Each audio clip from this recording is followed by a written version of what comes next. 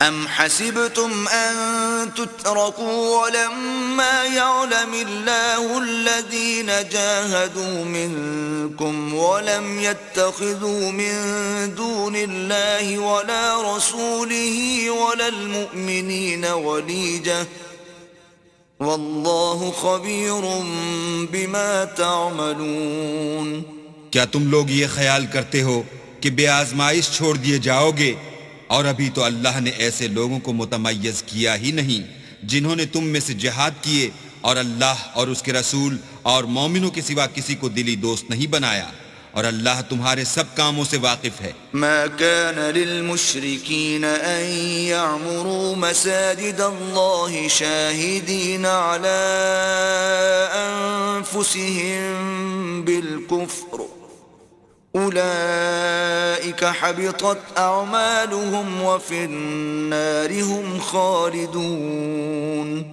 مشرکوں کو زیبا نہیں کہ اللہ کی مسجدوں کو آباد کریں جبکہ وہ اپنے آپ پر کفر کی گواہی دے رہے ہوں۔ ان لوگوں کے سب اعمال بیکار ہیں اور یہ ہمیشہ دوزخ میں رہیں گے۔ انما يعمر مساجد الله من آمن بالله واليوم الآخر وأقام الصلاة وآتى الزكاة ولم يخش إلا الله فعسى أولئك أن يكونوا من المهتدين۔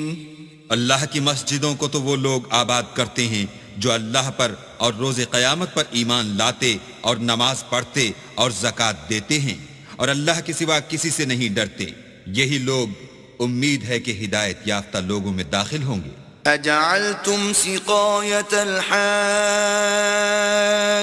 وعمارة المسجد الحرام كمن آمن بالله واليوم الآخر وجاهد في سبيل الله لا يستوون عند الله والله لا يهدي القوم الظالمين۔ کیا تم نے حاجیوں کو پانی پلانا اور مسجد محترم یعنی خانہ کعبہ کو آباد کرنا اس شخص کے اعمال جیسا خیال کیا ہے جو اللہ اور روز آخرت پر ایمان رکھتا ہے اور اللہ کی راہ میں جہاد کرتا ہے؟ یہ لوگ اللہ کے نزدیک برابر نہیں ہیں اور اللہ ظالم لوگوں کو ہدایت نہیں دیا کرتا۔ الذين آمنوا وهاجروا وجاهدوا في سبيل الله بأموالهم وأنفسهم أعظم درجة عند الله وأولئك هم الفائزون۔